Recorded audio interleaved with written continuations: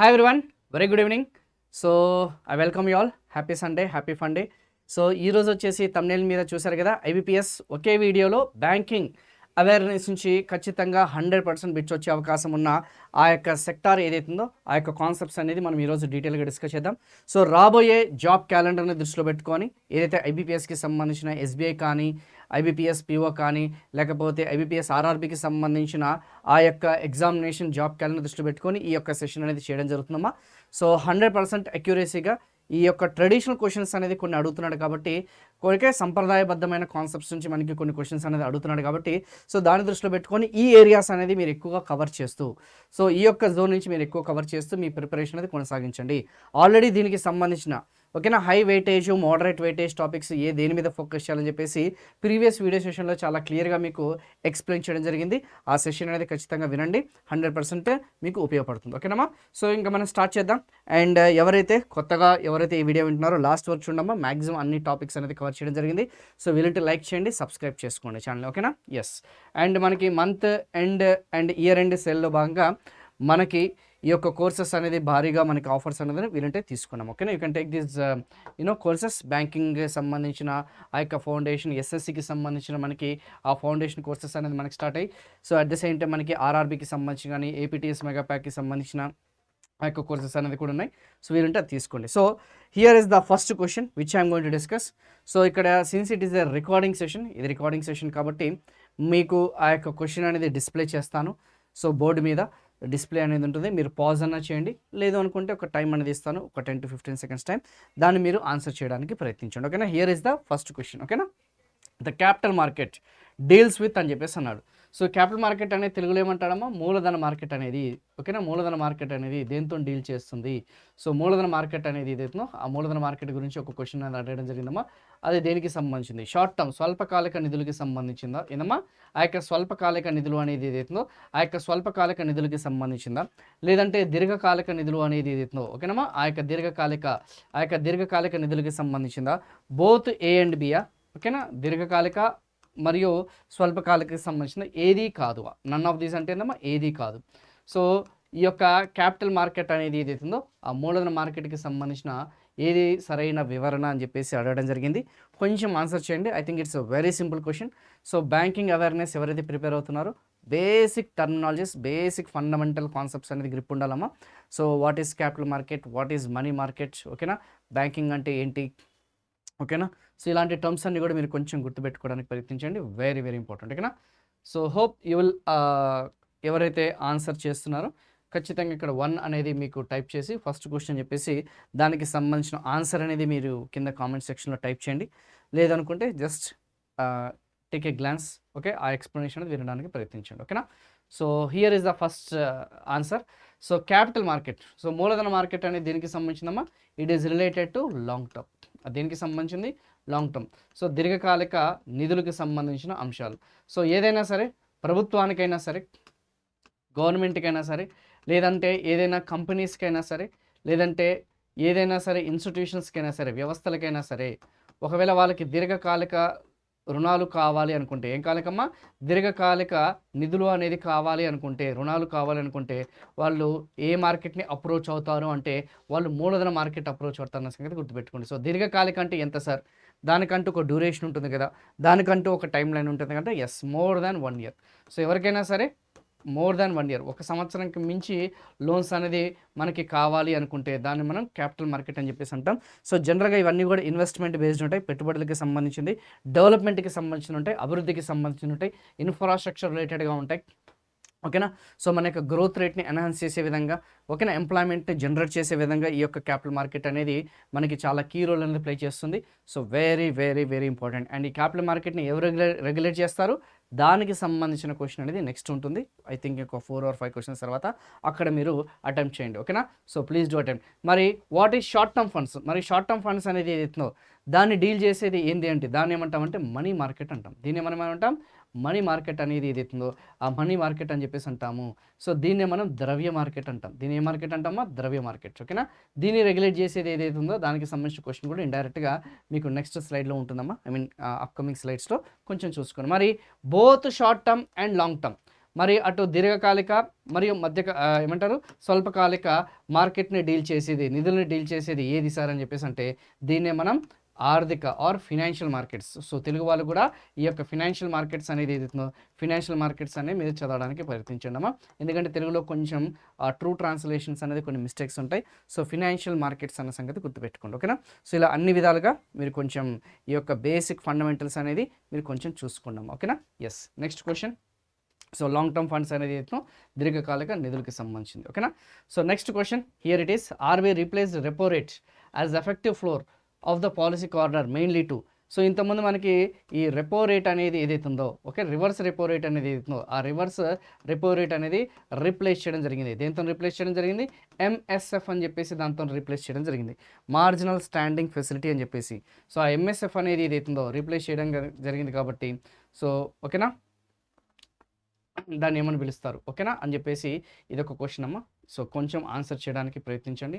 So not MSF, sorry, SDF, ఓకేనా. SDF standing deposit facility అనేది ఏదైతుందో ఆ స్టాండింగ్ డిపాజిట్ ఫెసిలిటీతోనే వాళ్ళు రీప్లేస్ చేయడం జరిగింది. సో అది దేనికి సంబంధించింది? Not MSF. ఎంఎస్ఎఫ్ అనేది ఓవర్ నైట్ ఫండింగ్ అమ్మ. సో నేను కొంచెం confusion. SDF standing deposit facility అని చెప్పేసి దాన్ని రీప్లేస్ చేయడం జరిగింది. సో దానికి గల కారణం ఏంటి అనేది ఇక్కడ question. So what is the main reason? So Covid తర్వాత ఇది ఎక్కువగా మనకి ఆచరణలోకి వచ్చింది. కొంచెం దీన్ని ఆన్సర్ చేయడానికి ప్రయత్నించండి. సో మీకు ఎవరైనా సరే ఈ బ్యాంకింగ్ ఫౌండేషన్ బ్యాచ్ అనేది లాంగ్ టర్మ్గా ప్రిపేర్ అవ్వాలనుకుంటే రాబోయే 24 months వరకు సో మనకి ఈ యొక్క ఆఫర్ అనేది మనకు ఉందమ్మా. సో ఒకే సింగిల్ కోర్స్ మనకి నెక్స్ట్ ఐబీపీఎస్, ఎస్బీఐ, ఆర్ఆర్బీకి సంబంధించిన అన్ని నోటిఫికేషన్స్ పీఓ అయినా సరే క్లర్కల్ అయినా సరే మీకు లైవ్ సెషన్స్ అనేది ఉంటాయి. మీకు ఇంకేమైనా డౌట్ ఉంటే స్క్రోల్ నెంబర్లో కనిపిస్తుంది కదా, ఆ నెంబర్కి కాల్ చేయండి. డెఫినెట్గా వాళ్ళు అడ్మిషన్కి సంబంధించిన డౌట్స్ అన్ని కూడా క్లియర్ చేయడం జరుగుతుంది, ఓకేనా. సో ఆర్ఆర్ఆర్ అనేది ఏదైతే ఉందో, ఓకే, రివర్స్ రెపో అనేది ఏదైతే ఉందో ఆ రివర్స్ రెపో అనేది దేంతో రీప్లేస్ చేశారంటే ఎస్డిఎఫ్ అనే దాంతో రిప్లేస్ చేయడం జరిగిందమ్మా. దేన్ని రిప్లేస్ చేయాలి? Because what is the right answer? Absorb liquidity without any collateral. So ఇప్పుడు మనకి what is reverse repo rate? Reverse repo rate అంటే ఏంటి? సో రివర్స్ రెపో రేట్ ఏంటంటే banks it is a rate at which the banks lend to RBI. ఏ ధరకైతే బ్యాంకులో ఆర్బీఐకి అనేది రుణాలు అనేది అందిస్తారో సో దాన్ని మనకి ఏ రేట్కి అయితే అందిస్తారో దాన్ని మనం రివర్స్ రెపో రేట్ అని చెప్పేసి అంటాం. ఏమంటాం? రివర్స్ రెపో రేట్ అని చెప్పేసి అంటాం. మరి ఆర్బీఐ ఏం చేస్తుంది? వీళ్ళకి వడ్డీ అనేది చెల్లిస్తుంది, అంతే కదా. ఇప్పుడు బ్యాంకు లోన్స్ అనేది ఏదైతుందో లోన్స్ అనేది ఎవరు కోరుకుంటున్నారమ్మా? లోన్స్ అనేది ఎవరు కోరుకుంటున్నారు? Yes, who is getting the loans? So RBI is getting the loans. So reverse repo rate it is rate at which the banks lend to the RBI అని చెప్పేసి అన్నాను. మరి బ్యాంక్స్ అనేది ఆర్బీఐకి లెండ్ చేసినప్పుడు ఖచ్చితంగా వడ్డీ అనేది కలెక్ట్ చేస్తుంది బ్యాంకు, దాన్ని మనం రివర్స్ రెపో రేట్ అని చెప్పేసి మనం చెప్పడం జరుగుతుంది. అయితే వీళ్ళు ఈ యొక్క ఆర్బీఐ ఏం చేయాలంటే పూర్వకాలంలో ఈ గవర్నమెంట్ సెక్యూరిటీస్ అనేది ఏదైతుందో ప్రభుత్వ సెక్యూరిటీని తాకట్టు పెట్టాలమ్మా, ఓకేనా. సెక్యూరిటీ కొలాటరల్గా వాళ్ళు ఖచ్చితంగా బ్యాంకుల దగ్గర పెట్టాలి. కానీ ఇప్పుడు అది అవసరం లేదు, ఓకేనా. సో అది అవసరం లేదని చెప్పేసి ఇప్పుడు దాని ప్లేస్లో ఇప్పుడు మనకి ఎస్డిఎఫ్ అనే కాన్సెప్ట్ తీసుకొచ్చారు. నౌ వితౌట్ ఎనీ కొలాటరల్ ఎటువంటి పూచీకత్తు లేకుండా అన్లిమిటెడ్ లోన్స్ అనేది ఆ యొక్క బ్యాంక్స్ అనేది ఆర్బీఐకి అనేది లెండ్ చేయొచ్చు అనే సంగతి గుర్తుపెట్టుకుని రివర్స్ ఉంటుంది. జనరల్గా రెపో రేట్ అంటే ఏంది? రెపో రేట్ అంటే ఏందమ్మా? What is repo rate? Repo rate is nothing but it is rate at which the RBI lends to the banking system. So బ్యాంకులు వచ్చేసి ఆబ్వియస్లీ వడ్డీ చెల్లించాలి అండ్ ఆబ్వియస్లీ గవర్నమెంట్ సెక్యూరిటీస్ కూడా ఇటు మూవ్ అవుతుంటాయి. కానీ what is reverse repo rate? Reverse repo rate అంటే ఏందమ్మా? It is rate at which the banks lend to the RBI. So obviously వీళ్ళు ఆర్బీఐ చేసి కొలాటరల్ కింద సెక్యూరిటీస్ పెట్టాలి, కానీ ఎస్డిఎఫ్ కింద మనకి కొలాటరల్స్ అనేది అవసరం లేదన్న సంగతి గుర్తుపెట్టుకోండి. There is no need for collateral. So అందుకే అబ్జార్బ్ లిక్విడిటీ. దీనివల్ల మనకి ఏంటి సార్ ఉపయోగం అంటే, సో ఎక్సెస్ లిక్విడిటీ అనేది ఏదైతుందో మార్కెట్లో ఉన్న ఎక్సెస్ లిక్విడిటీ అనేది ఏదైతుందో అదనపు ద్రవ్యత్వం అనేది ఈ యొక్క ఆర్బీఐ దగ్గరికి వెళ్తుంది. ఆర్బీఐకి డబ్బు ఏం అవసరం లేదమ్మా. మనీ సప్లైని కంట్రోల్ చేయడం కోసం, ద్రవ్య సరఫరాని నియంత్రించడం కోసం వాళ్ళు ఈ యొక్క కాన్సెప్ట్ అనేది యూజ్ చేస్తారన్న సంగతి గుర్తుపెట్టుకోండి. Very very very very important concept, ఓకేనా. ఆల్రెడీ బ్యాంకింగ్ గురించి కొంచెం ఐడియా ఉన్న వాళ్ళు I think it will be very easy for them to answer this question. ఇలాంటి బేసిక్ ఫండమెంటల్స్ క్వశ్చన్స్ అనేది వాళ్ళు అడగడం జరుగుతుందమ్మా. ఇవి రిపీటెడ్ క్వశ్చన్స్, అందుకే 100% పక్కా అనేది.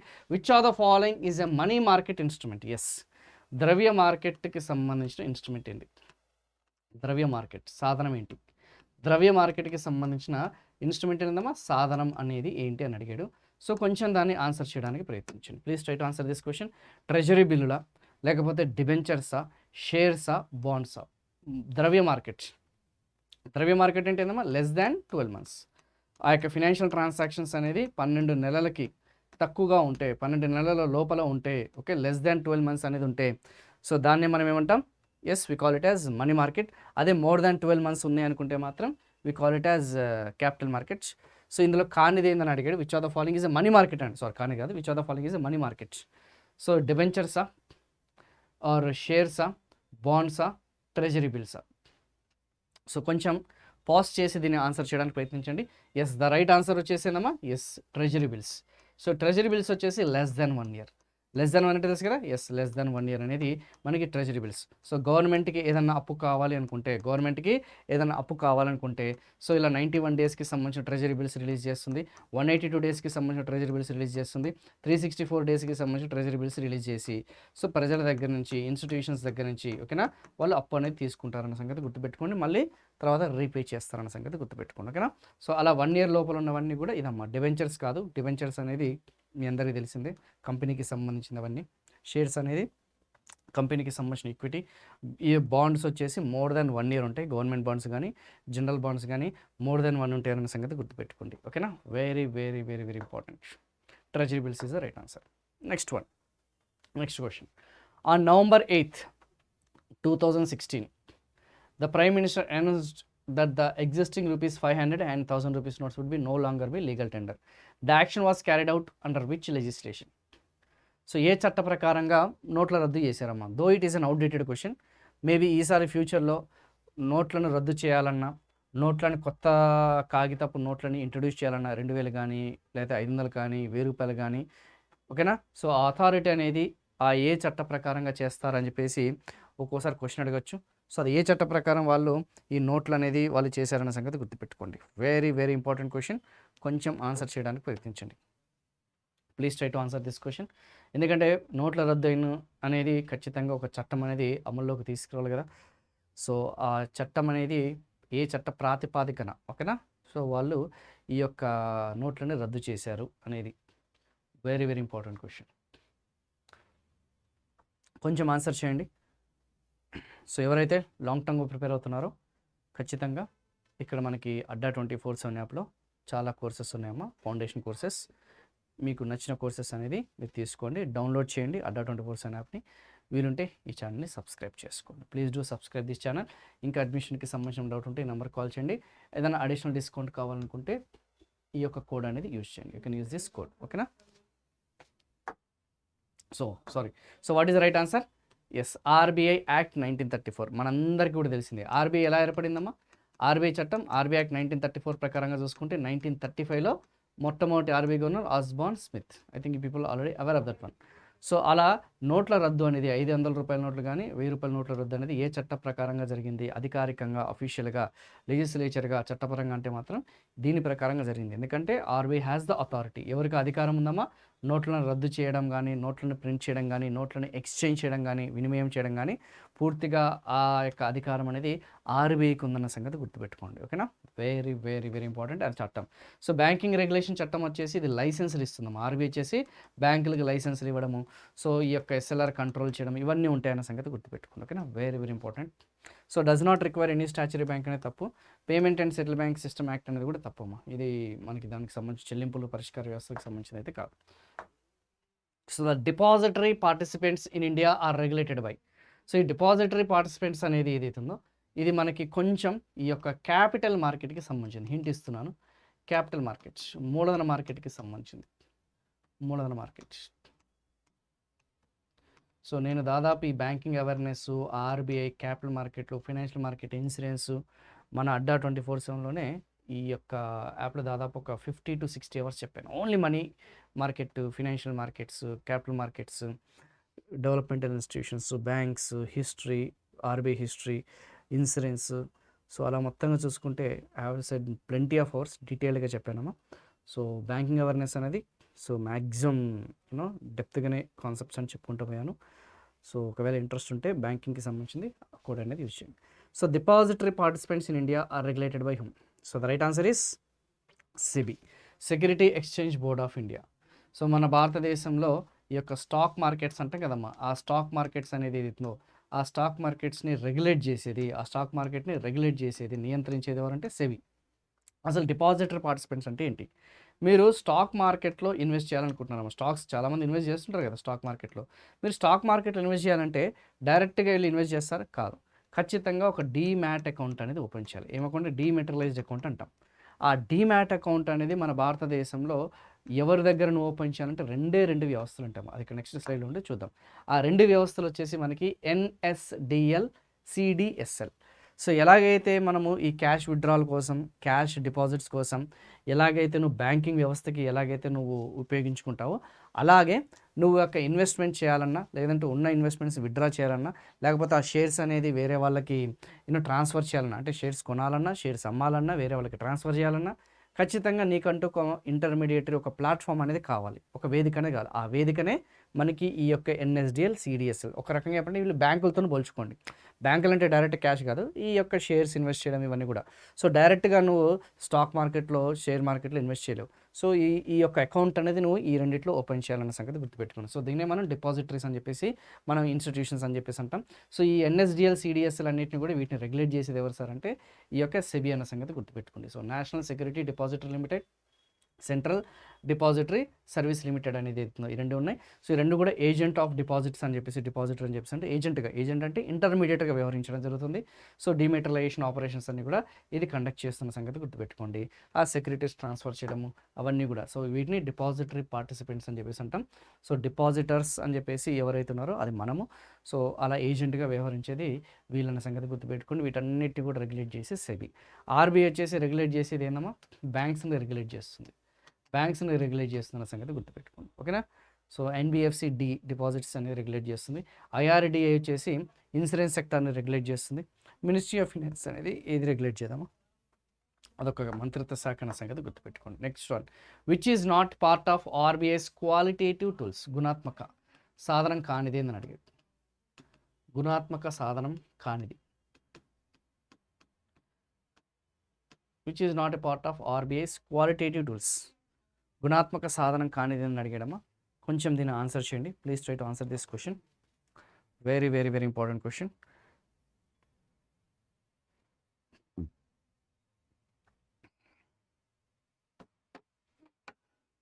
ఖచ్చితంగా ఎగ్జామ్లో అడుగుతాడు ఇలాంటి క్వశ్చన్స్. బ్యాంక్ రేటా, మోరల్ సివేషనా, నైతిక ఉద్బోధమా, సెలెక్టివ్ క్రెడిట్ కంట్రోలా, ఒక నిర్దిష్ట పరపతి నియంత్రణన, మార్జినల్ రిక్వైర్మెంట్లా. మార్జినల్ రిక్వైర్మెంట్ అనేదా ఆర్ మార్జిన్లు నిర్ణయించడం. Okay, margin requirement decisions or margin నిర్ణయించడం. క్వాలిటేటివ్ టూల్ కాంది అని అంటారు. సో మనకి ఆర్బీఐకి సంబంధించిన క్వాంటిటేటివ్ టూల్స్ ఉంటాయి. క్వాంటిటేటివ్ టూల్స్ అంటే మానిటరీ పాలసీ అనేది ఇంప్లిమెంట్ చేసేది, ద్రవ్య విధానాలు ఇంప్లిమెంట్ చేసేది క్వాంటిటేటివ్ టూల్స్. వీటినే మనం పరిమాణాత్మక సాధనం అంటాం. పరిమాణాత్మక సాధనాలు అని చెప్పేసి అంటాం. నెక్స్ట్ వచ్చేసి క్వాలిటేటివ్ టూల్స్. ఇప్పుడు మీకు చూపించేది క్వాలిటేటివ్ కదా, ఎస్ క్వాలిటేటివ్. గుణాత్మక సాధనం అని చెప్పేసి అంటాం. సో వాడు ఏమడిగాడు, గుణాత్మక సాధనం. సో వాడు ఏమడిగాడు, not a part of qualitative అన్నాడు.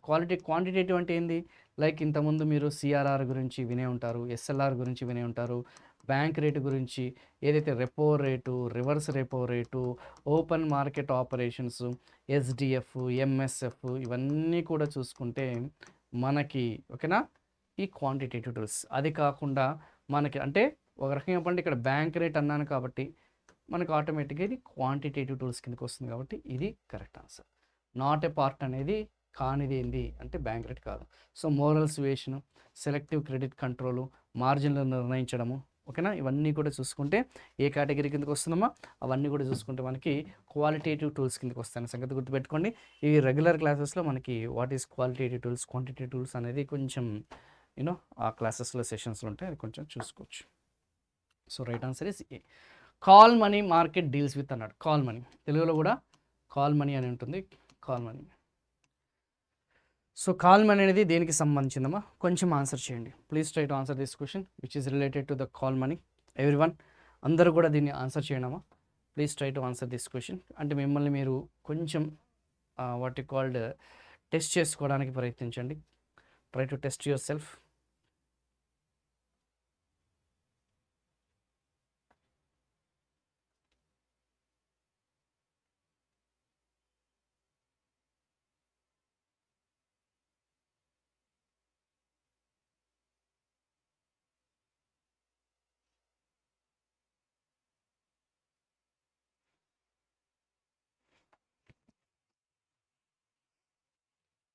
So what is call money related to? Yes, overnight funds అమ్మ.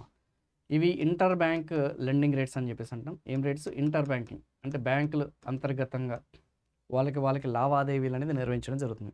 సో ఒక బ్యాంక్ దగ్గర మనకి సర్ప్లస్ మిగులు డబ్బులు ఉన్నాయి అనుకుందాం, అంటే డిపాజిట్స్ ఉన్నాయి అనుకుందాం. డిపాజిట్స్ అనేది సర్ప్లస్గా ఉన్నాయి. ఇంకో బ్యాంక్ దగ్గర ఆ యొక్క డిపాజిట్స్ అనేది డెఫిసిట్గా ఉన్నాయి అనుకుందాం, లోటుగా ఉన్నాయి. ఆబ్వియస్లీ లోటుగా ఉన్న బ్యాంక్ ఎవరిని అప్రోచ్ అవుతుంది? సర్ప్లస్. సో ఓవర్ నైట్గా నాకు ఫండ్స్ కావాలి, 24 అవర్స్లో నేను రిటర్న్ చేస్తాను, with in 24 hours I return. ఈ బ్యాంక్ ఏమంటుంది? నాకు 24 గంటలకే అవసరం ఉంటుంది, ఎక్కువ అవసరం లేదు. సో దాన్ని మనం ఆబ్వియస్లీ వీడు ఏం చేస్తాడు? వీటికి డబ్బులు అనేది ట్రాన్స్ఫర్ చేస్తాడు. వీడు డబ్బులతో పాటు కొంచెం వడ్డీ అనేది ట్రాన్స్ఫర్ చేస్తాడు. ఆ వడ్డీ అనేది అయితే దాన్ని మనం కాల్ మనీ అని చెప్పేసి అంటాం. ఏమంటాం? ఓవర్ నైట్ ఫండింగ్ అనేది అవుతుందో. సో మళ్ళీ బ్యాంక్ కూడా ఏం చేయాలి? విత్ ఇన్ 24 అవర్స్లో అతను రీపే చేయాలి. అదే ఒకవేళ టర్మ్ మనీ అన్నాను అనుకో, ఓకేనా? టర్మ్ మనీ అని అనుకో, సారీ, తర్వాత వచ్చేసి నోటీస్ మనీ ఉంటుంది. ఆ నోటీస్ మనీ వచ్చేసి 2 డేస్ నుంచి 14 డేస్. అంటే ఒక ఏదైనా సరే బ్యాంకింగ్కి వెరీ షార్ట్ టర్మ్ కావాలి అనుకుంటే ఇది. అదే మోర్ దాన్ 14 డేస్ ఉందనుకుంటే దాన్ని మనం టర్మ్ మనీ అని చెప్పేసి అంటాం. అంటే 14 రోజుల కంటే ఎక్కువ డబ్బులు తనకు అవసరం ఉందనుకుంటే బ్యాంక్స్కి టర్మ్ మనీ. అలా call money, notice money, term money ఇవన్నీ కూడా మనీ మార్కెట్ ఇన్స్ట్రుమెంట్స్. ఓకే, ద్రవ్య సాధనాలు, ద్రవ్య మార్కెట్ సాధనాలు అని చెప్పేసి అంటాం. ఆ ద్రవ్య మార్కెట్ సాధనాలు అనేది ఇక్కడ ఉంటుందన్న సంగతి గుర్తుపెట్టుకోండి. Very very very very important. ఖచ్చితంగా ఇవన్నీ కూడా మనకి ఎగ్జామినేషన్లో అడుగుతాడన్న సంగతి గుర్తుపెట్టుకోండి. ఓకేనా? సో ఈ యొక్క మనీ మార్కెట్ ఇన్స్ట్రుమెంట్స్ కానీ ఈ యొక్క క్యాపిటల్ మార్కెట్ ఇన్స్ట్రుమెంట్స్ ఏదైతున్నాయో అవి పక్కగా అడుగుతాడన్న సంగతి గుర్తుపెట్టుకోండి. ఓకేనా? ఓవర్ నైట్ ఫండ్స్ అనేది వేరే. Next one, scheduled commercial banks are obligated to uphold CRR with RBI according to which act? Yes, ఈ షెడ్యూల్డ్ కమర్షియల్ బ్యాంక్స్ అనేది ఏదైతుందో ఏ చట్ట ప్రకారం ఆర్బీఐతో సిఆర్ఆర్ని సమర్థించవలసి ఉంటుంది. అంటే ఈ సిఆర్ఆర్ గురించి మీ అందరికీ కూడా కొంచెం ఐడియా ఉండే ఉంటుంది.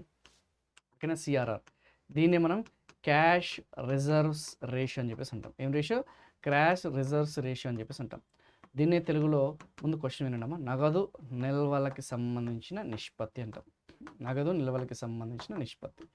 ఈ నగదు నిల్వల నిష్పత్తి అనేది ఏదైతుందో బ్యాంకుల దగ్గర ఒక 100 కోట్లు డిపాజిట్స్ వచ్చాయనుకుంటే సమ్ పోర్షన్, కొంత వాటా, కొంత షేర్ అనేది ఏదైతుందో ఈ బ్యాంకులు అనేది ఎవరి దగ్గర రిజర్వ్స్ అనేది మెయింటైన్ చేయాలమ్మా? ఆర్బీఐ దగ్గర రిజర్వ్స్ అనేది మెయింటైన్ చేయాలి, క్యాష్ ఫామ్లో, నగదు రూపంలో. సో అలా మన బ్యాంక్ వచ్చేసి ఒక 4% depending upon the RBI decision, 5%, అంటే 5 కోట్లు అనేది ఆర్బీఐ దగ్గర పెట్టాలన్నమాట. ఓకేనా? పార్క్ చేయాలి. They have to park their funds towards RBI. So అది ఏ చట్ట ప్రకారం? దానికంటే ఒక చట్టం అనేది ఉంటుంది కదా, ఏ చట్ట ప్రకారం చేయాలి? రిపీటెడ్ క్వశ్చన్స్ ఇవన్నీ కూడా, ఫ్రీక్వెంట్లీ రిపీటెడ్ ఆస్కింగ్ క్వశ్చన్స్ అమ్మ.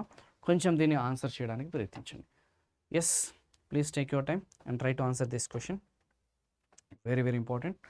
పక్కాగా మనకి ఎగ్జామినేషన్లో వాళ్ళు అడుగుతున్నాడు.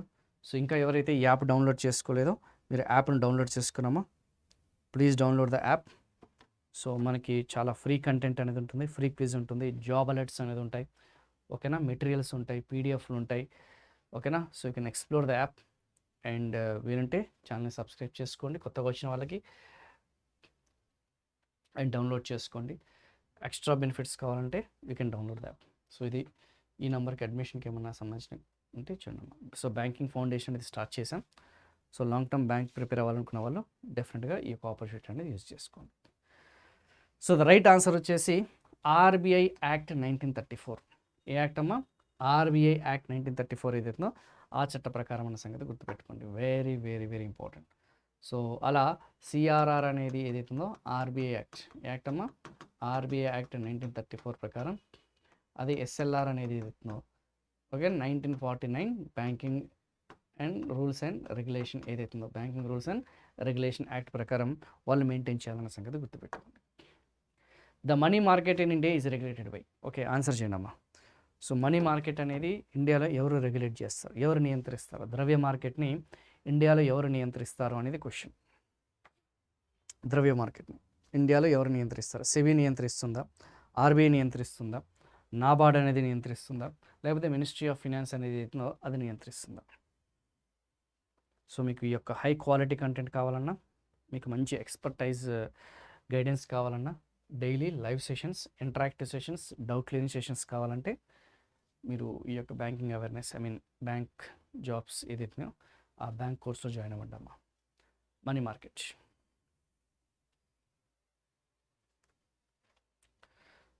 So the right answer is RBI. RBI అమ్మ. మనీ మార్కెట్ అనేది ఇండియాలో రెగ్యులేట్ చేసేది ఆర్బీఐ. అదే క్యాపిటల్ మార్కెట్ని రెగ్యులేట్ చేసేది ఇంతకుముందు కూడా చెప్పాను కదా, ఒక క్యాపిటల్ మార్కెట్. సో ఇండియాలో క్యాపిటల్ మార్కెట్ని రెగ్యులేట్ చేసేది ఎవరు సార్ అంటే మూలధన మార్కెట్ని సెబీ రెగ్యులేట్ చేస్తుంది. అదే మనీ మార్కెట్ని రెగ్యులేట్ చేసేది ఎవరంటే ఆర్బీఐ. ఇది కొంచెం కాన్సెప్చువల్ రిలేటెడ్ ఉంటుందమ్మా. సో నాబార్డ్ అనేది ఒక రీఫినాన్స్ ఏజెన్సీ. అది ఏం ఏజెన్సీ? రీఫినాన్స్ అనమాట. తిరిగి రుణాలు అనేది అందిస్తుంది బ్యాంకులకు కానీ గవర్నమెంట్స్కి కానీ, ఓకేనా, ఫినాన్షియల్ ఇన్స్టిట్యూషన్స్కి రుణాలు అనేది అందిస్తుంది అనమాట, ఓకేనా. So RBI is this thing. RBI's enhanced stress testing post global bank failures focuses mainly on. ప్రపంచవ్యాప్తంగా చూసుకుంటే బ్యాంకులన్నీ కూడా విఫలం చెందుతున్నాయన్న ఉద్దేశంతో ఆర్బీఐ అనేది ఇటీవల దేని మీద ఎక్కువ దృష్టి సారిస్తుంది? ఓకేనా. క్రెడిట్ అండ్ ఆపరేషన్ రిస్క్, పరపతి మరియు ఆపరేషన్కి సంబంధించిన risk, liquidity interest rate risk, cyber and reputation risk, sovereign risk. Stress testing ఎక్కువ ఒత్తిడికి, స్ట్రెస్ అంటే ఒత్తిడికి గురవుతున్నాయి, బ్యాంకులు ఒత్తిడికి గురవుతున్నాయి అనేది ఆర్బీఐ యొక్క ప్రపంచవ్యాప్తంగా చూసుకుంటే ఎక్కువ నష్టాలకు వెళ్తున్నాయి, ఒత్తిడికి గురవుతున్నాయి అనే ఉద్దేశంతో ఆర్బీఐ ఈ మధ్య కాలంలో ఎక్కువ దేని మీద దృష్టి పెడుతున్నాయి? ప్రపంచవ్యాప్తంగా బ్యాంకులన్నీ కూడా విఫలం చెందుతున్నాయి. సో ఏ ఒత్తిడి వల్ల మనకి ఇవి గురవుతున్నాయి అనేది ఇక్కడ క్వశ్చన్ అమ్మ. కొంచెం ఆన్సర్ చేయండి. సో ద రైట్ ఆన్సర్ వచ్చేసి liquidity and interest rate risk. సో ద్రవ్యత్వానికి సంబంధించిన మరి వడ్డీ రేట్లకి సంబంధించిన రిస్క్ అమ్మ. సో బ్యాంకులు ఏం చేస్తున్నారంటే ఇష్టానుసారంగా వాళ్ళకి నచ్చినట్టుగా ఎవరికి పడితే వాళ్ళకి లిక్విడిటీ అనేది వాళ్ళు డ్రై అప్ అవ్వడం జరుగుతుంది. పూర్తిగా వాళ్ళు వచ్చిన ఫండ్స్ అన్ని కూడా, వచ్చిన డిపాజిట్స్ అన్ని కూడా ఇచ్చేస్తున్నారు. సో వడ్డీ వస్తుందని చెప్పేసి, ఆదాయం వస్తుందని చెప్పేసి, ఇన్కమ్ అని చెప్పేసి. సో అందుకే 30 రోజుల వరకు హై క్వాలిటీ అసెట్స్ అనేది మెయింటైన్ చేయాలి, ఇంత శాతం ఉండాలని చెప్పేసి కూడా వాళ్ళు కొన్ని ఉన్నాయి, బేసల్ నామ్స్ ఉన్నాయి. ఆ బేసల్ నామ్స్లో కొంచెం డీటెయిల్గా can discuss. So RBI's inflation target band is fixed under. మీ అందరికీ తెలిసిందే ఆర్బీఐ వచ్చేసి ద్రవ్యోల్బణ లక్ష్యత అని చెప్పేసి, ద్రవ్యోల్బణానికి సంబంధించిన ఆ యొక్క లక్ష్యం అనేది కొంచెం టార్గెట్ అనేది పెట్టుకుందామా. అది మీ అందరికీ తెలిసిందే 2% నుంచి 6% మధ్యలో ఇన్ఫ్లేషన్ టార్గెట్ అనేది మనం మెయింటైన్ చేయాలి. ఎవరు మెయింటైన్ చేయాలి? RBI has to maintain the inflation target. అయితే ఇన్ఫ్లేషన్ టార్గెట్ అనేది ద్రవ్యోల్బణ లక్ష్యం అనేది ఇంత మెయింటైన్ చేయాలి. మరి ఏ చట్ట ప్రకారం చేయాలి? ఏ చట్ట ప్రకారం they have to maintain. And అలా మెయింటైన్ చేయడం అని చెప్పేసి ఎవరు ఆదేశిస్తారో తెలిసి government of India will be commanding or will be order చేస్తుంది, ఆర్బీఐని ఆర్డర్ చేస్తుంది. నువ్వు నీ యొక్క inflation target monetary policy framework ప్రకారంగా చూసుకుంటే నువ్వు 2021 నుంచి 2026 వరకు నీ ఇన్ఫ్లేషన్ టార్గెట్ అనేది 4% ఉండాలి, +or-2 ఉండాలి అని చెప్పేసి ఆర్డర్స్ పాస్ చేసింది. ఎవరికి ఆర్డర్స్ పాస్ చేసింది? ఆర్బీఐకి పాస్ చేసింది. ఇప్పుడు ఆర్బీఐ అనేది it has to maintain this inflation rate. మరి ఏ చట్టం? దానికంటే ఒక చట్టం అనేది ఉంటుంది కదా, చెప్పే కదా, ప్రతిదానికి ఒక యాక్ట్ అనేది ఉంటుంది అనేది. మరి ఏ చట్ట ప్రకారం ఆర్బీఐ అనేది ఈ యొక్క ఇన్ఫ్లేషన్ టార్గెట్ అనేది మెయింటైన్ చేయాలి? ఎందుకు? గవర్నమెంట్ మాట వినాలి, ఎందుకంటే ఒక చట్టం అనేది ఉంది. ఆ చట్ట ప్రకారమే, దిశానిర్దేశాల ప్రకారమే ఈ యొక్క ఏదైతే ఉందో ప్రొసీజర్ అనేది ఉంటుంది. మరి మీరు అందరూ చెప్పండి, ఏ చట్ట ప్రకారం? ఆర్బీఐ యాక్ట్ 1934 ప్రకారమా, బ్యాంకింగ్ రెగ్యులేషన్ యాక్ట్ 1949 ప్రకారమా, FEMA act of foreign exchange management act ప్రకారమా, FRBM act physical responsibility budget management act ప్రకారమా? Physical responsibility budget management act 2003-2016, FEMA act 1999. So ఏ చట్ట ప్రకారం? Based on which act? So the right answer వచ్చేసి RBI act 1934 ప్రకారం. Act ప్రకారమా? RBI act 1934 ఏదైతుందో RBI act 1934 ప్రకారం it has to maintain. Very very very important అమ్మా, ఖచ్చితంగా ఎగ్జామినేషన్స్లో ఇవన్నీ కూడా అడుగుతున్నాం. So statement type, reverse repo rate is always lower than repo rate. Reverse repo rate అంటమ్మా is always lower than repo rate అని అడుగుతున్నాడు. ఎంఎస్ఎఫ్, ఇందాక మీకు ఎస్డిఎఫ్ గురించి చెప్పాను, ఇప్పుడు ఎంఎస్ఎఫ్ గురించి కూడా చెప్తాను. MSF is always greater than repo rate.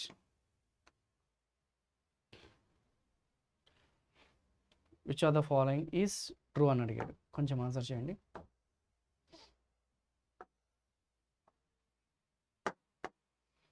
Yes. So ఇలా కూడా అడుగుతున్నాడమ్మా, అంటే మనకి దీన్నే మనము కారిడార్ అని చెప్పేసి అంటాం. Okay, policy corridor, interest rate corridor అని చెప్పేసి మనం చెప్పడం జరుగుతుంది. ఆ రెపో కారిడార్ అని కూడా మనం చెప్పడం జరుగుతుంది. ఆ కారిడార్ అప్పర్ లిమిట్ కారిడార్ ఉంటుంది, లోవర్ లిమిట్ కారిడార్ అనేది ఉంటుంది. కొంచెం ఆన్సర్ చేయండి. Please try to answer this question. So యాక్చువల్గా చెప్పాలంటే రివర్స్ రెపో రేట్ అనేది ఏందమ్మా, ఇంతకుముందే చెప్పారు. Reverse repo rate it is rate at which the banks lend to RBI. Repo rate అంటే it is rate at which the RBI lend to banks. మరి ఎవరు ఎక్కువ? Obviously reverse repo rate. బ్యాంకులు ఆర్బీఐకి లోన్స్ ఇచ్చేటప్పుడు వాళ్ళు ఎంత వడ్డీ కలెక్ట్ చేస్తారో తెలుసా? బ్యాంకులు 5% అనుకుందాం లెటర్స్. కానీ అదే బ్యాంకులకి అవసరం ఉందనుకుంటే, లోన్స్ అనేది అవసరం ఉందనుకుంటే ఆర్బీఐ ఎంత కలెక్ట్ చేస్తుందో తెలుసా? 6% ఆర్ 5.5%, 5.25%. అంటే ఆబ్వియస్లీ ఎప్పుడూ కూడా రెపో రేట్ అనేది ఎక్కువనే ఉంటుంది. ఎందుకంటే బ్యాంకులకి ఆబ్వియస్లీ వాళ్ళకి the lender of the last resort, అంతిమ రుణదాత ఆర్బీఐ. ఎక్కడ వేరే ఆప్షన్ లేకపోతే ఆర్బీఐ దగ్గరికి వెళ్ళి మాకు డబ్బులు కావాలంటారు. కానీ ఆర్బీఐకి రుణాలు ఇచ్చే వాళ్ళు చాలామంది ఉన్నారు. There are plenty of commercial banks. So అందుకే నాకు రుణం కావాలనుకుంటే ఎవరిదైతే తక్కువ దొరుకుతుందో నేను వాడిని చూస్ చేసుకుంటా, లేదు మీకే కావాలనుకుంటే ఎక్కువ ఇస్తా అనేది ఆర్బీఐ యొక్క concept.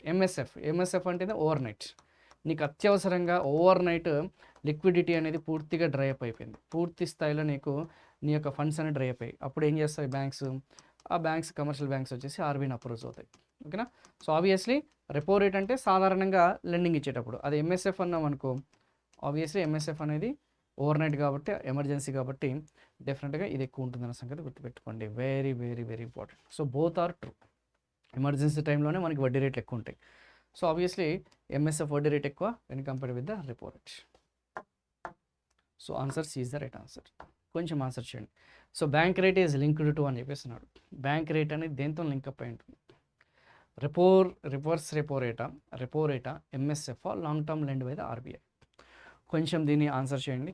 Please try to answer this question. So almost మనం ఎండింగ్కి వచ్చేసాం. You come to ending. So మళ్ళీ రిపీట్ చేస్తున్నాను, మనకి రాబోయే 24 monthsకి సంబంధించిన అన్ని జాబ్ క్యాలెండర్ నోటిఫికేషన్స్, 12 months కూడా కాదు, 24 months. సో ఐబీపీఎస్ అయి ఉండొచ్చు, ఎస్ఎస్ఏ ఉండొచ్చు, ఆర్ఆర్బీ ఉండొచ్చు, ఏబీపీఎస్ ఉండొచ్చు, టీజీపీఎస్ ఉండొచ్చు, అన్నిటికీ కలిపి ఒకే ఒక కోర్స్ ఉందమ్మా, ఏపీటీజీ మెగా ప్యాక్. సో 3,500 రూపాయలకే live sessions, interactive sessions, doubt clearing sessions అన్నీ కూడా ఉంటాయి ఇందులో. సో ఏం నోటిఫికేషన్ వచ్చినా కానీ, అది ఎస్ఐ కానీ, పీసీ కానీ, టీజీఎస్ఆర్టీసీ కానీ, ఎస్ఎస్సి కానీ, బ్యాంక్ కానీ, అన్నిటికీ కూడా ఏపీటీజీ మెగా ప్యాక్ ఉంటుంది. లాస్ట్లో ప్రమోషన్ ఉంటుంది, అది కొంచెం చూడండి. సో ఒకవేళ మీకు అది ఇంట్రెస్ట్ ఉంటే ఈ నెంబర్కి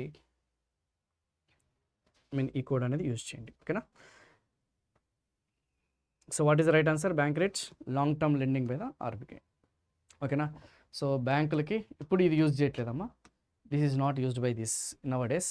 సో ఇప్పుడైతే maximum repo rate, reverse repo rate, ఇవే రెపో ట్రాన్సాక్షన్స్, ఎంఎస్ఎఫ్ ఇవే యూజ్ చేస్తున్నారు. ఒకప్పుడు బ్యాంకులకి ఏమైనా సరే మోర్ దెన్ 1 year లోన్స్ కావాలి అనుకుంటే, సంవత్సరం కంటే లోన్స్ అనేది ఎక్కువ కావాలనుకుంటే వాళ్ళు ఎక్కడ అప్రోచ్ అయ్యేవాళ్ళు? ఆర్బీఐని అప్రోచ్ అయ్యేవాళ్ళు. ఇప్పుడు అన్నీ లెస్ దెన్ 1 year. సో కానీ ఒకప్పుడు బ్యాంక్ రేట్ అనేది కూడా ఉండేదన్న సంగతి గుర్తుపెట్టుకోండి. ఓకేనా? అకార్డింగ్ టు ఆర్బీఐ యాక్ట్ 1934 ప్రకారం. So D is the right answer. Which tool absorbs excess liquidity? Excess లిక్విడిటీని ఏదైతే ఉందో, ఎక్సెస్ లిక్విడిటీ అధిక ద్రవ్యత్వాన్ని అబ్జార్బ్ చేసుకునేది, మార్కెట్లో నుంచి పీల్చేది, అబ్జార్బ్ అంటే పీల్చడం, అబ్జార్బ్ చేసుకునేది ఏ టూల్ అని అడుగుతున్నాడు.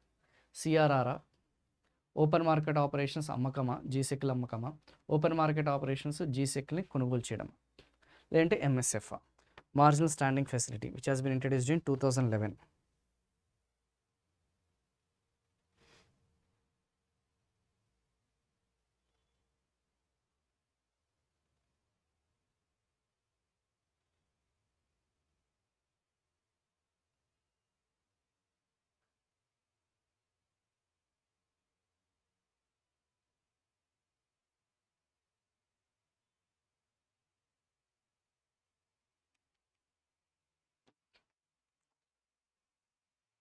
So what is the right answer? Yes, excess liquidity. మార్కెట్లో మనీ సర్క్యులేషన్ అనేది ఎక్కువగా ఉంది, మనీ సర్క్యులేషన్ అనేది అధికంగా ఉంది. సో మనీ సర్క్యులేషన్ అధికంగా ఉన్నప్పుడు ఇప్పుడు దీని అంతా కూడా ఆర్బీఐ దగ్గర తీసుకెళ్ళాలి. ఆబ్వియస్లీ ఏం చేయాలి? ఆర్బీఐ ఏం చేస్తుంది? ఇది ఒక మధ్యవర్తి. గవర్నమెంట్ సెక్యూరిటీస్ అనేది అమ్మకము కొనుగోలు చేస్తుంది. సో గవర్నమెంట్ సెక్యూరిటీస్ ఏం చేస్తుంది? ప్రభుత్వానికి సంబంధించిన గవర్నమెంట్ సెక్యూరిటీస్ అమ్మకం చేస్తుంది, సేల్ చేస్తుంది. సేల్ చేసినప్పుడు మనీ అంతా కూడా ఎటు ఫ్లో అవుతుంది? మనీ అనేది ఇక్కడి నుంచి బ్యాంకుల దగ్గరికి ఫ్లో అవుతుంది, ఆర్ ఆర్బీఐ దగ్గరికి ఫ్లో అవుతుంది. ఓకేనా? ఆర్బీఐ నుంచి గవర్నమెంట్కి వెళ్ళిపోతుంది, అది వేరే సంగతి అనుకోండి. సో ఉన్న డబ్బు అంతా కూడా ఆర్బీఐ దగ్గరికి వెళ్ళాలంటే సో ఆబ్వియస్లీ గవర్నమెంట్ సెక్యూరిటీస్ అని ఇటు మూవ్ అవ్వాలి, మనీ అనేది ఇటు పోవాలి. So government securities will be moving from RBI to banking system or public or the banking system, public అయినా or banking system, or money will be moving from this to year. So obviously ఇవన్నీ కూడా so sale చేస్తుంది. So right answer ఏందమ్మా, open market after selling. So government securities అనేది అమ్మకం చేస్తుంది. Securities ఇటు move అవుతాయి, మనీ అనేది ఇటు మూవ్ అవుతుంది. Very simple, very easy. B is the right answer. Monetary policy committee composition includes. Monetary policy committee ఇందాక క్లియర్గా మీకు ఎక్స్ప్లెయిన్ చేశాను. మానిటరీ పాలసీ కమిటీ అని చెప్పి మానిటరీ పాలసీ ఇన్ఫ్లేషన్ టార్గెట్ అని చెప్పేసి, ఇన్ఫ్లేషన్ టార్గెటింగ్ ఎంత 4% ప్లస్ ఆర్ -2 కదా. సో ఎవరు ఆబ్వియస్లీ దీన్ని ఇది చేసింది, కమాండ్ చేసింది, ఆర్డర్ చేసింది obviously government of India. So ఎవరికి దిశానిర్దేశాలు అనేది ఉందమ్మా, దిశానిర్దేశాలు వచ్చేసి మనకి ఏదైతే ఆర్బీఐకి ఆర్డర్స్ అనేది పాస్ చేసింది. సో వీళ్ళు ఏం చేస్తారంటే మానిటరీ పాలసీ కమిటీ అనేది ఒకటి ఏర్పాటు చేసింది. ఏం కమిటీ ఏమో మానిటరీ పాలసీ కమిటీ. ఈ మానిటరీ పాలసీ కమిటీ యొక్క మెయిన్ ఇంటెన్షన్ ఏంటంటే వీళ్ళు ఆ ఇన్ఫ్లేషన్ అనేది 4% ఎంతమ్మా 4% అనేది మెయింటైన్ చేయాలి బై మంత్లీ, అంటే ప్రతి 2 నెలలకు ఒకసారి మీటింగ్ ఏర్పాటు చేసి ఈ 4% దగ్గర ఉండేటట్టు చూసుకోవాలి through policies, various monetary policies అనేది అనౌన్స్ చేస్తున్నారు. Repo rate, reverse repo rate, CRR, SLR అని. ఆ సభ్యులు అనేది ఎంతమందిని అడిగారు, ఆ సభ్యులు వచ్చేసి 6 మెంబర్స్. అందులో 3 వచ్చేసి గవర్నమెంట్ ఆఫ్ ఇండియా తరపున ఉంటారు, 3 వచ్చేసి ఆర్బీ తరపున ఉంటారు. దానికి చైర్మన్గా ఎవరు ఉంటారమ్మా 1+5. దానికి చైర్మన్గా ఆబ్వియస్లీ మన ఆర్బీ గవర్నర్ ఉంటారన్న సంగతి గుర్తుపెట్టుకుని, ఆర్బీ గవర్నర్. సో వాళ్ళు ఎప్పటికప్పుడు కూడా ఆ యొక్క ఇన్ఫ్లేషన్ టార్గెట్, ఇన్ఫ్లేషన్ అనేది 4% రేంజ్లో ఉండడం చూసుకోవడమే దాని యొక్క మెయిన్ ఇంటెన్షన్ సంగతి గుర్తుపెట్టుకుని. ఓకేనమ్మా. సో ఇక్కడతో మనకి ఈ యొక్క టాపిక్ అనేది ఫినిష్ చేశానమ్మా. మ్యాక్సిమం ఎంసీక్యూస్ అన్ని కూడా మీకు ఎక్స్ప్లెయిన్ చేయడం జరిగింది. సో ఇంకా మళ్ళీ రిపీట్ చేస్తున్నాను. సో మనకి ఇయర్ ఎండ్ సేల్లో భాగంగా అన్ని కోర్సెస్ పైన ఇందాక మీకు చెప్తూనే ఉన్నాను, మధ్యలో బ్యాంకింగ్ ఫౌండేషన్ స్టార్ట్ అయింది, 24 months వ్యాలిడిటీ, 25% ఆఫ్. ఇది కాకుండా ఫ్రీ 1000 MCQs పీడిఎఫ్ అనేది కూడా డౌన్లోడబుల్ పీడిఎఫ్ అనేది మీకు ఉంటుందమ్మా. ఇంకా అడ్మిషన్కి సంబంధించిన డౌట్ ఉంటే ఈ నెంబర్కి కాల్ చేయండి. అలాగే ఎస్ఎస్సికి సంబంధించినది 1799 రూపాయలకి మాత్రమే. ఓకేనా. సో అది కూడా మనకి డబల్ వ్యాలిడిటీ అండ్ 25% ఆఫ్ అనేది ఉంది. సో ఏ కోర్సు లైవ్ కోర్స్ తీసుకున్నా కానీ 10,000 MCQs ఆఫ్ పీడిఎఫ్ అనేది మీకు ఫ్రీగా డౌన్లోడబుల్ అనేది ఇస్తున్నాము. సో ఇందాక మీకు మధ్యలో కూడా చెప్పాను, మీకు రాబోయే 24 monthsలో ఏపీ నుంచి కానీ, తెలంగాణ నుంచి కానీ, సెంట్రల్ గవర్నమెంట్ నుంచి కానీ, బ్యాంక్ నుంచి కానీ ఏ నోటిఫికేషన్ రిలీజ్ అయినా కానీ ఒకవేళ మన అడ్డాలో ఇంట్రడ్యూస్ చేస్తే సో అది కూడా మనకి ఇది ఉంటుంది. నెక్స్ట్ ఇయర్ ప్రైజ్ అనేది పెంచుతుంటాము, ప్రైజ్ అనేది పెరుగుతుందన్న సంగతి గుర్తుపెట్టుకోండి. సో ఇయర్ ఎండ్ సేల్ అన్న సంగతి గుర్తుపెట్టుకోండి. ఇంకా ఏమైనా డౌట్ ఉంటే నెంబర్కి కాల్ చేయండి. లైవ్ ఇంటరాక్టివ్ సెషన్స్ అనేది ఉంటాయి, డౌట్ క్లియరింగ్ సెషన్స్ ఉంటాయి, లైవ్ జరుగుతుంటాయమ్మా, no recordings, all are live. So అప్పటికి కొన్ని సెషన్స్ అయితే అవి రికార్డింగ్స్ వినొచ్చు. సో ఇది కాకుండా మేము తెలంగాణకి సంబంధించిన అన్ని నోటిఫికేషన్స్, సెంట్రల్ గవర్నమెంట్కి సంబంధించిన అన్ని నోటిఫికేషన్స్, మీకు తెలంగాణ మేకప్ ప్యాక్ అనేది కూడా మనకి అవైలబుల్గా ఉందన్న సంగతి గుర్తుపెట్టుకోండి. Very very important. సో ఇది కాకుండా ఆర్ఆర్బీ ఎన్టీపీసీ 4.0 బ్యాచ్ స్టార్ట్ అవుతుంది. ఇది లైవ్ ప్లస్ రికార్డింగ్. ఆర్ఆర్బీకి సంబంధించిన రైల్వేకి సంబంధించిన ఫౌండేషన్ బ్యాచ్ రాబోయే అన్ని 24 monthsకి సంబంధించిన ఆ రైల్వే జాబ్స్ అన్నీ కూడా మనకి నోటిఫికేషన్స్, గ్రూప్ డి కానీ, ఎన్టీపీసీ కానీ, ఏఎల్పీ కానీ, జేఈ కానీ అన్నిటికీ కూడా ఆర్ఆర్బీ ఏదైతుందో కోర్స్ అనేది తీసుకొచ్చాం. ఓకేనా. సో ఇవన్నీ కావాలనుకుంటే ఏపీటీఎస్ మెగా ప్యాక్ తీసుకోండి. ఓకేనా. సో ఇక్కడతోని ఇంకేమైనా డౌట్ ఉంటే అడ్మిషన్కి సంబంధించింది ఈ నెంబర్కి కాల్ చేయండి అమ్మా. You can call to this number. So కింద మనకి డిస్క్రిప్షన్ లింక్లో అడ్డా 24/7 లింక్ అనేది ఉంటుంది. ఆ నెంబర్కి కాల్ చేయండి, ఆ యొక్క లింక్ అనేది క్లిక్ చేయండి, అడ్డా 24/7 యాప్ డౌన్లోడ్ చేసుకోండి. ఈ నెంబర్కి కాల్ చేస్తే ఎలా అనేది ఆ ప్రొసీజర్ అంతా కూడా వాళ్ళకి చాలా క్లియర్గా ఎక్స్ప్లెయిన్ చేయడం జరుగుతుంది. And please do subscribe this channel, like చేయండి, కామెంట్ చేయండి. Thank you so much. Have a nice day. By by, take care.